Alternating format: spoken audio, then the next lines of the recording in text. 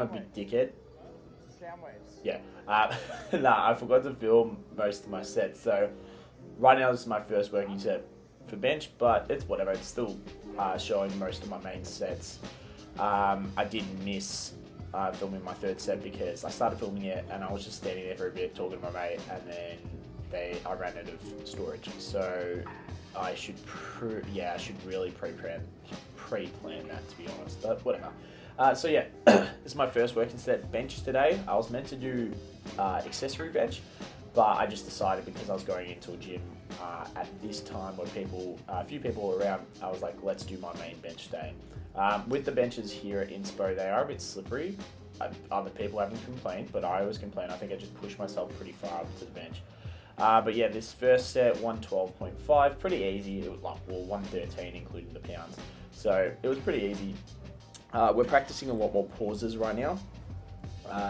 Which I was a bit concerned about in the first place because of my chest.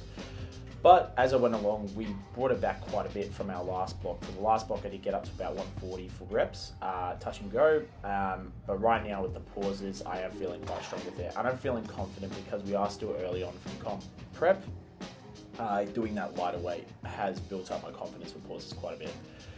So I worked up to 122. Again, pounds are fucking annoying to use because when you, the 45 pounds is technically 20 kilos, or 20.4, but that point, of a kilo, so that 0.4, adds up as you get heavier.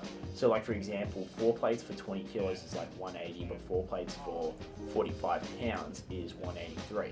That's a huge difference. So, it's the same with bench in most cases. So, I am getting a bit heavier with bench enough that if I do have a lot more pounds on, it doesn't equate to exactly what it would be in kilos. So, yeah, that 122 is whatever. I just bumped it up a little bit. So, but, it felt as easy as what 120 would be. So, if you notice, I have a mat on the bench. We ran out of chalk at the gym. So I was going to put some chalk on my back or on the bench like I do usually, but there was none, and I was trying to figure out what to use, and I was looking online and I found that you could use resistance bands on it. I saw a dude at Melbourne Strength Culture do it, and I was like, oh, that's a good idea. I was looking around the whole gym for resistance bands, and I ended up asking one of the PTs, and I was like, hey, is there any resistance bands here, long ones? And he pointed it out, and it was the ones with the handles, so it wasn't an actual round resistance band. And I was like, oh, whatever. So I just found a mat, and it actually worked out well. So this is my 122 kilo bench. Again, lift off started to get a little bit heavy, but I'm feeling confident with it, especially with the actual rack that it is. So in most cases, the rack will determine how hard the lift off is. But it was pretty easy. The pauses felt actually quite long, and I felt strong throughout the whole lift. So also the belt is new. Using the belt, I only started using it a couple of weeks ago. It's great. Use the belt and bench press. Holy shit, it makes a difference. I never realized how much of a difference. I don't remember the last time I would have used the belt. Surely when I was younger and just starting, I was like, oh, I need to use a belt for bench press. I need to use it. So I probably used one of those shitty leather belts for it, but never used my proper belt. So this is my last and final set. So I missed the third set, which was 127.5, I think it was. That was good, the 127.5. It felt clean. It was by 3. The pauses were good, and it actually felt a lot better than my second set. So this set is 135 kilos. I wasn't nervous for it. I wasn't feeling I need to G up. It was just a light lift. This is, again, is my second week of the next block. So, of a new block, sorry. I felt pretty confident with it. This is young Ben. He's helping me with the lift off. After my first set, he's like, whoa, what are they feeding you? And I said, protein Milo cereal. Eat protein Milo cereal, it's the fucking best. The third pause was terrible. Watch for it.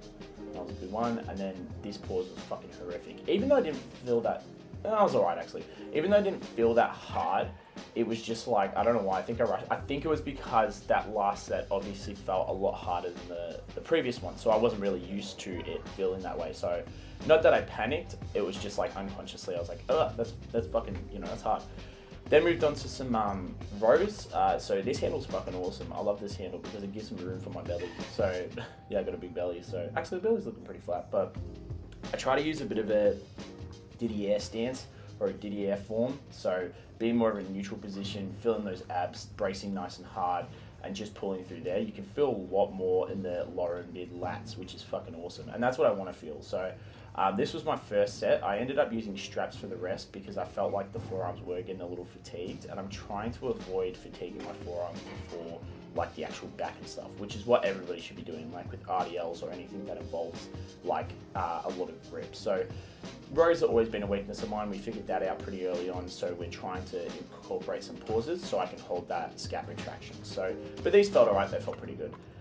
Moving on, we got next is my, we're doing a hook line press because, just because I wanted to try it. I never had done a hook line press before on any type of pressing movement, so we thought it'd be best to do a machine one.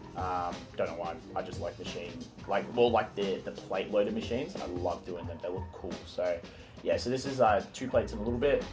So this felt nice and strong. They were getting closer and closer to that like correct RPE. Like I feel like with my pressing movements, I can really get a good RPE gauge of it. So like this was getting hard and pressing through it. Like I was trying to make sure the back was nice and flat and reaching out nice and far. And I was dropping it a little too hard. So I tried to make sure I was like controlling it down as best as possible. But in the end, it was just because I was fucking working hard on it. So I was happy with that. Lastly, I'm on the face pulls, or face pulls or whatever. Yeah, face pulls. So with these ones, I always thought that I really needed to get a big retraction with the scapula or the shoulder blades, but in reality, I realized that rear delts don't necessarily help with scap retraction. So why do you need to be doing scap retraction in it? So I just focus a lot more on keeping a neutral position, just really squeezing at the rear delts with it. So I don't necessarily like face pulls too much. I don't really like any rear delt exercises like, you know, flies or face pulls or anything like that. Maybe I might change to like a high pull or something like that, but we'll see with it. So I was really feeling a big pump in the traps, but felt a pump nonetheless, which is what I like. So, but overall the training session was pretty sweet, felt pretty hard, and the chest felt alright throughout the rest. So, but thanks guys for watching, and I'll see you next time.